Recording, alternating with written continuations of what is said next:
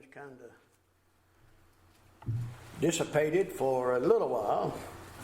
They say it's coming back this evening, so maybe we'll be able to be through here and get ready to go home before it comes back. As I mentioned, and tonight I'm going to talk about a lesson from God's little creatures.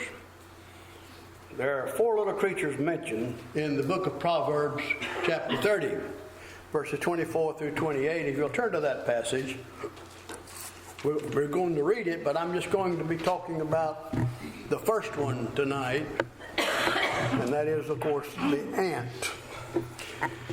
Solomon writes here in the 30th chapter of the book of Proverbs, beginning in verse number 24. He said, "There are 4 things that are little on the earth, but they are exceedingly wise. The ants are a people, not strong, yet they prepare their food in the summer. The rock badgers are a feeble folk, yet they make their homes in the crags. The locusts have no king, yet they all advance in ranks. The spider skillfully grasps with its hands and is in kings' palaces." And so we want to talk a little bit about this evening, about one of these creatures, the ant. See, sometimes, the things that are small and insignificant to mankind can teach great lessons if we take the time to observe them. So in the text that I just read, there in Proverbs chapter 30, Solomon uses 4 little creatures to teach some lessons, and I think there are some good lessons to learn from these little creatures. And so we might consider them to be pests. Certainly a lot of time people consider ants as pests, aggravation and so forth. But notice that Solomon writes about them. He says that they are little upon the earth, but they are exceedingly wise. Now, he's not talking about the fact how they aggravate people, but he's talking about the use of their resources, how they have their ability to survive in spite of the many adversaries that they have to face. And that's the thing that we need to think about tonight. You see, from observing their God-given instincts and habits, we can learn some great lessons. Even though, like I said, we don't always like to have them around, there are some lessons to be learned if we just take the time to look. Let's observe the ant, for example. Now, some of this is what I found in studying and looking in encyclopedias and so forth, that Solomon, of course, mentions the ant twice in his book. Here in Proverbs 24 and Proverbs 30, verse 25, he says, "The ants are a people not strong, yet they prepare their food in the summer." Now, go back with me for a moment to Proverbs chapter 6. And he had earlier in the writing of the book of Proverbs had mentioned the ant again, this time in verse number 6, when he says there, "Go to the ant, you sluggard, consider her ways and be wise, which, having no captain, overseer, or ruler, provides her supplies in the summer and gathers her food in the harvest." So evidently there's something to be learned from this little creature called the ant, because Solomon observes 2 things, there are several things about them. And so what can the ant teach? You see, sometimes the things that teach are things that don't say a whole lot, but just by watching them you learn lessons. First, notice the fact that Solomon says that they are a people, not strong, but yet he refers to them as a people. So we have an idea that he's referring to them in a sense that they are existing as in a community. They're not in isolation, because when you see ants, when you see one, you're going to see some others along with it. They kind of live and work together. And so they are, in one sense of the word, like people, in that they live in community. They don't live one ant ball by itself. And so they are regulated by definite laws, even though they don't tell us about them. If you watch them long enough, you'll find out that they do certain things in a certain way. They have their own laws by instinct that God has given to them to operate in the places that they do. Each of the members in a colony of ants has a well-defined, separate work, and yet they work together in unison. You ever watch a group of ants? They'll move things that are just so much bigger than they are. I've seen ants in a group that moving a piece of wood or moving some piece of food that they found, and they're not just one ant dragging it, but there's several ants together. They're working together, even though they are separate individuals, yet they work together in unison. See, ants, according to what I can find about them, are engineers. And you can notice that. I mean, you don't always dig down into the ground to see what the colonies look like, but some people have. And they've observed that they do a very elaborate job in building their tunnels, and they'll even cross over a little ravine by making a bridge. And I have seen this where they work together and they get a piece of wood and they'll put it across a little ditch, and then they all walk across it. So they are engineers. I mean, they're like people.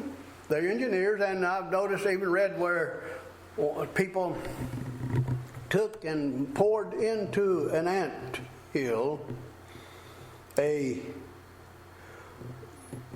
liquefied lead, and then when they let it solidify, then they dug it up, and it's amazing to see there the elaborate tunnel that had been constructed by these ants, and how putting this liquefied metal hardening, then they could see just how they did some of these things. And just imagine that they did great things there in doing their tunnels and building their bridges in order to operate. Ants in some places are like stockmen, maybe cowboys, so to speak. They guard and herd and feed a little creature smaller than they are called an aphis, and they kind of herd them together, and they watch them, they protect them, because they use this aphis to draw milk out of the aphis to feed the colony of ants. And so you see, when Solomon says they're people, not strong, but well, they are in some places like stockmen. In other words, they round up the creature and they put them together, and they milk them just like we would, not in the same way you milk a cow, but in some fashion they're able to take the milk from these aphis to feed the ants in the colony. They're farmers.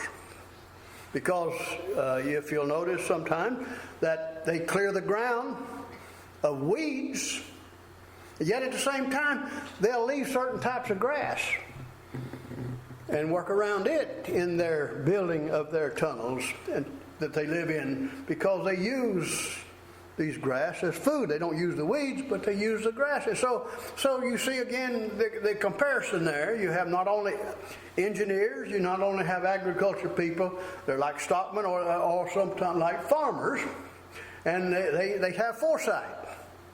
And as Solomon says, they plan ahead for the future. They, as he says there in Proverbs 30 and verse number 25, that he says they prepare their food in the summer. When you go back to chapter 6 and verse number 6, what did he say there? He said they having no captain, overseer, or ruler, provide her supplies in the summer. and gathers the food in the harvest. See, they have this built-in instinct that God has given them, that they prepare for the time ahead. They know that there'll be times that they won't be able to have, well, I say they know, in the sense that we understand it. They tell them that summer's not going to be forever. This is something that's ingrained in them when God created them. And so they know that everything's not going to be like a summertime to them, and so they prepare during the summer for the wintertime when the snows come, or when the fall comes, where they're not going to have the food, so they have it stored up, and they're diligent in their preparation. They work, as I said earlier, they work together in unison. They prepare for the future. They're diligent in this. They don't, because in an ant colony, they don't have any shirkers as they do in a lot of places. But someone has said that there's no more industrious creature than the ant. Not even the honeybee. Honeybee works as hard as the ant. I don't know how they come up with these ideas, but from people that study these things, this is some of the concepts that they have. And they're very, very industrious in their habits. They're not born tired. There's no drones among them. They don't put up with that because they get rid of that one. And they're not shirkers. And they all work together in unison, as we pointed out earlier. See, their motto is work. They're always, you watch ants, they're not standing still. They're moving. They never go on strike. So they're always busy. Time for preparing for the future, and of course they do their work without fanfare or display. They don't call attention to themselves. In fact, I think they'd like to go ahead and do their work without being noticed anyway. But people notice them and they get upset with them. So they take advantage of all the opportunities that are available to them to prepare for the time of the future. And I found this quote about ants. It said, "No one preaches better than the ant." And she says nothing. Well, of course, what it means by that is that by observation, you learn. And that, of course, is the way it is with us. That sometimes the best sermons that are preached are not preached on the pulpit, but preached by the way people live day in and day out. So Christians can profit from the wisdom of the ant. So that's what Solomon says. They go in to observe the ant because the ant is a people not strong. Yet he says they are exceedingly wise. And so we can profit from that. So let's think about this. Just like the ant, we follow the rules that God has given us. They follow the instinct that God has given into them, and they do things in a certain way because that's the way God prepared them to work, and they do it. They follow that procedure. They don't deviate from it and change it. And so you can make the application to Christians that we follow God's rules He's given us. We follow them the way He has told us to do them, and we do it that way, then we accomplish something. But when we deviate from that, then we're not going to accomplish very much. See, this is part of the Lord's church. See, each part of the church member, every church member is a part of a team. They work in unison. They're part of a team. And I learned this acronym years ago for the word team. Together, everyone accomplishes more. When you learn to work together in unison, then everybody accomplishes more. Of course, that's what Paul told the Ephesians in chapter 4 and verse number 16 when he described the Ephesians there and pointed out that God had placed in the church various offices to be used in His service. And then he goes on to talk about there in verse number 16 when he says, "And from whom the whole body," this is the whole group, the congregation, joined and knit together by what every joint supplies, according to the effective working by which every part does its share, causes growth of the body for the edifying of itself in love. And this is a passage that I turn to quite a bit because that's what We need to learn. Just like the ant, we have to work together. Each person supplies his or her part. Sometimes we say, well, I don't have anything to contribute. Yes, you do. Every person has something that they can use in the work of the Lord. Everybody has abilities and talents. They're not all the same, but they use them for the work of the Lord. Now, Paul had earlier written back in the book of 1 Corinthians, chapter 15, and verse number 15, therefore, my beloved brethren, be steadfast, unmovable, always abounding in the work of the Lord, knowing that your labor is not in vain in the Lord. And just like we talked about the ant, you don't see ants just sitting around doing nothing. Every ant has something that they're doing. So together, everyone accomplishes more. That's what we call teamwork. And, of course, we need to do our work, whether people notice us or not. We do the things in serving God and worshiping God, not being concerned about, look, who notices what I've done? And my brother James and I today were sitting around the table after we'd eaten some lunch together. And we were talking about this back. Sometimes there's some preachers that seem to want to be noticed all the time. They want to do work to be seen. They want people to notice them. Well, see, Jesus had condemned the religious people of his day because they were going around doing things to be seen of other people rather than just going about their business and doing what needed to be done without fanfare and without blowing their own horn. You know, that's what I mentioned about the ants earlier. They did their work without fanfare. They didn't have a display about it. Look what I'm doing. They just do it. And of course, Jesus kind of had something to say about that in Matthew, the 6th chapter, when he mentions, says that, take heed therefore that you do not do your charitable deeds before men to be seen by them, otherwise you have no reward from your Father in heaven. He said, therefore, when you do a good charitable deed, do not sound a trumpet before you, as the hypocrites do in the synagogue and in the streets, that they may have glory from the men. Assuredly, I say to you that these have their reward. And then he goes on and talks about the same thing about prayer in the next, beginning in verse number 5. And then he goes on and talks about fasting and beginning in verse number 16. That when you do these things for God, don't worry about whether someone else knows it or not. Don't say, hey, look what I'm doing. Just go on and do it. And that's what the ants do. They just go about their work. When an ant finds a morsel of food somewhere, they go back and get other ants to come back and help them to move it, to carry it to the colony, to share it with each other. They don't keep it to themselves. We talked about that last week. And the leprous men that realized after they had begun to feast on the things that had been left by the Syrian army, said, we don't do well. If we don't go tell these people about it, we're going to lose our lives. And so they realized that they needed to share what they had. That's what the ants do. And of course, Jesus, again, in the 23rd chapter of Matthew, the very scathing denunciation of the Pharisees and their actions there, calling them a bunch of hypocrites. One of the things he points out about them there, verses 11 and 12 is, he says, but he who is greatest among you shall be your servant, and whoever exalts himself shall be humbled. And he who humbles himself will be exalted. And so we learn from the ant. Just go ahead and do your work. Do the things that you need to do for God. Do your work without fanfare. Don't say, look at me, don't blow your own horn to see people to notice what you're doing. Don't exalt yourself. Be sincere about it.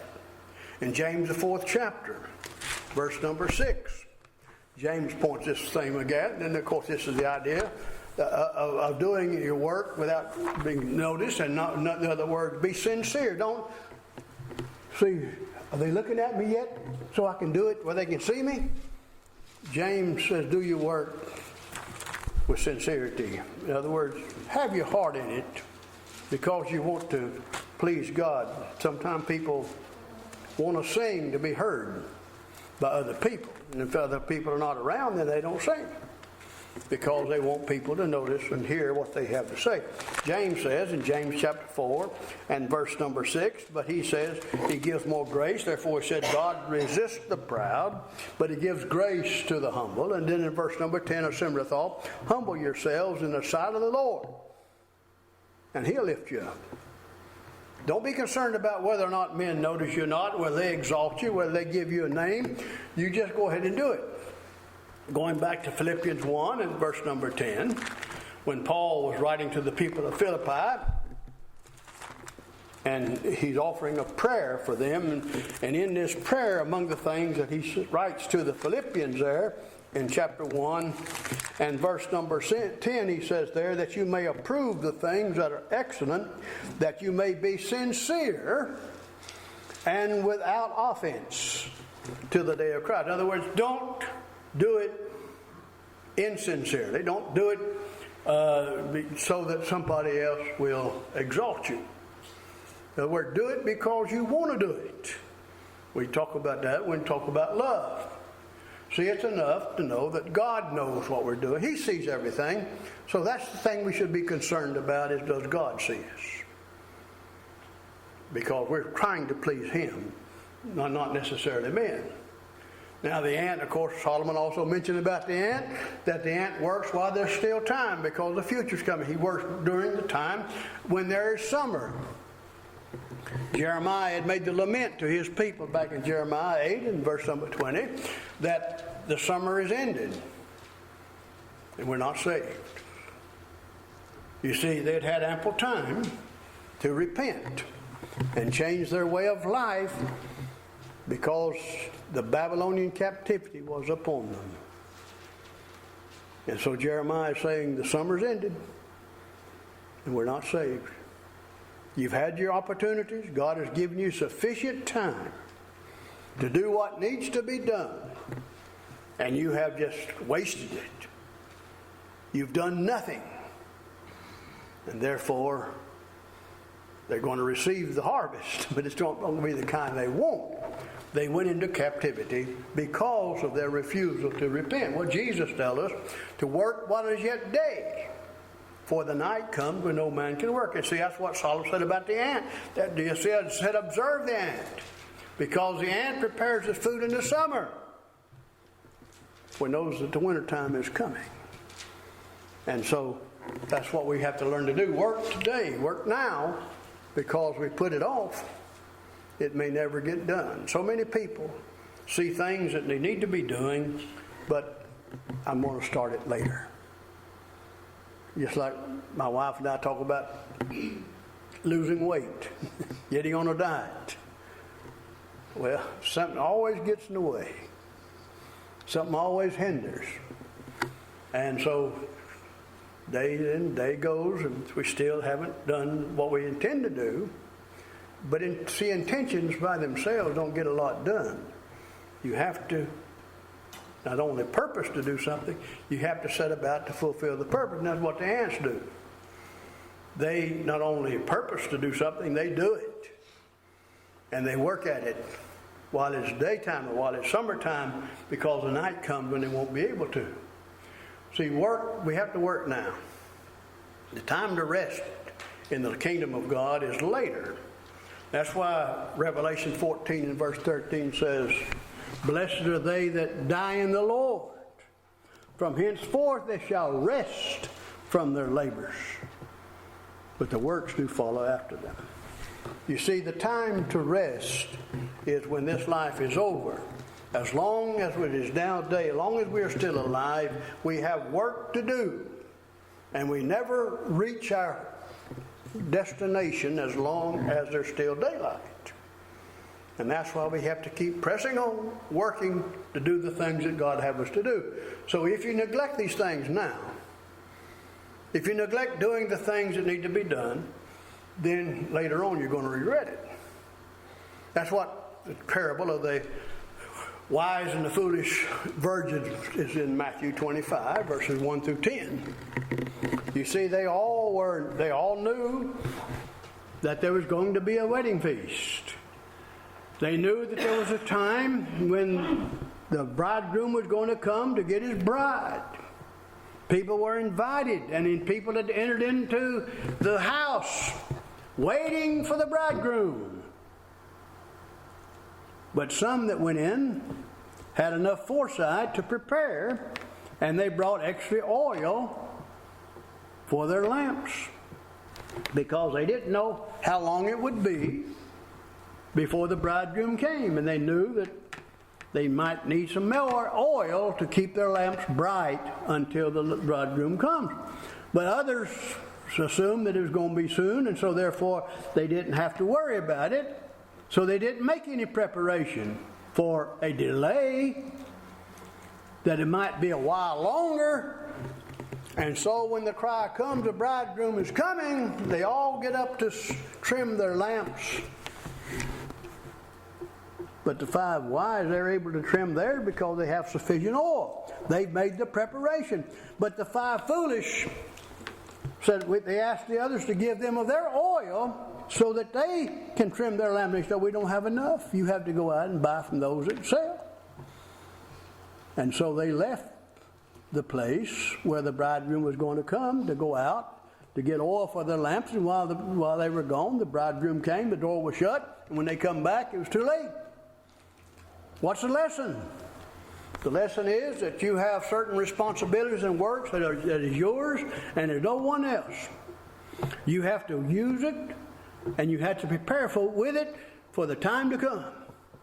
And there's some things, some responsibilities that you cannot give to other people. And so that's such as obeying the gospel, such as working for the Lord, such as singing, praying, and so forth. You can't let somebody else do it by proxy for you.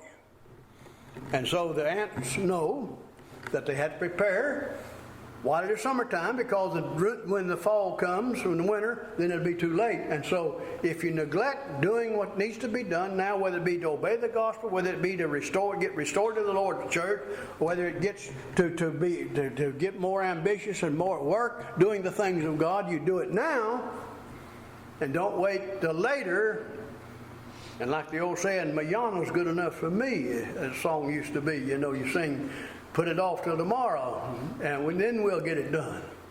You see, one other thing about the ant is that they prepare their food and they put it into a safe place, at least to them. They put it in certain places in the anthill to be protected, because they know that if they don't, they just set it out in the open, and it'll be taken away from them. And so they store their food in places of protection, and that's where you need to do. We do that as Christians.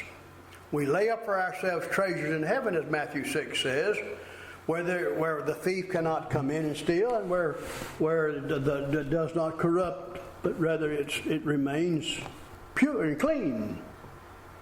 And that's what we do with our treasure. I heard this a long time ago, that we can't carry anything with us when we leave this world. But I remember this preacher saying, but you can send it ahead. You can send it ahead by working for the Lord now, because the Lord then takes it and stores it in a place, protecting it.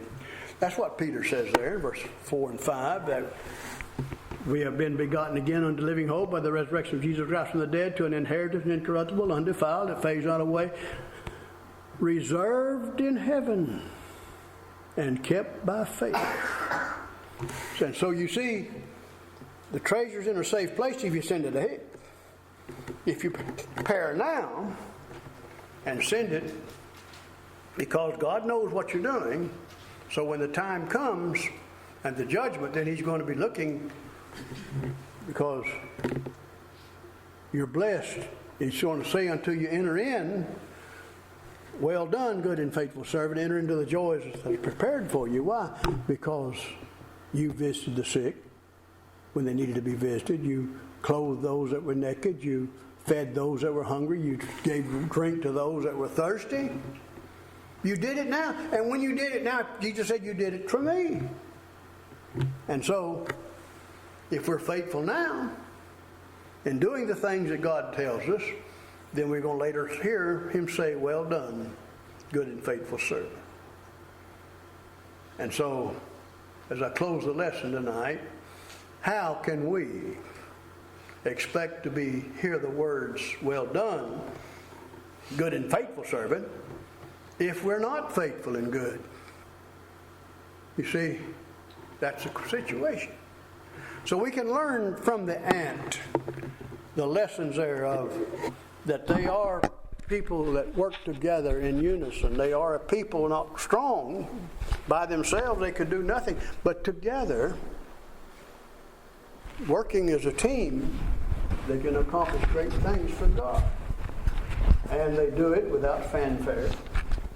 They do it because it needs to be done. They all do their share because they know that one day it's going to come to an end. And so, learn from the ant, as Solomon says. They're small, insignificant, and yet they are wise. We are wise if we just learn some lessons from that. So tonight, as we close the lesson, think about what has been said. If it's been helpful to you, then analyze it as you think about it as you go home. And as we sing the song, Redeemed, how I love to proclaim it. If you need something to be done to help you in your faith, ask the brethren to help you, why not step forward? Let us pray with you, pray for you, that we may all together do those things that God would have us to do. We invite you, if we can help you in any way, as we stand together and sing the song that's been selected.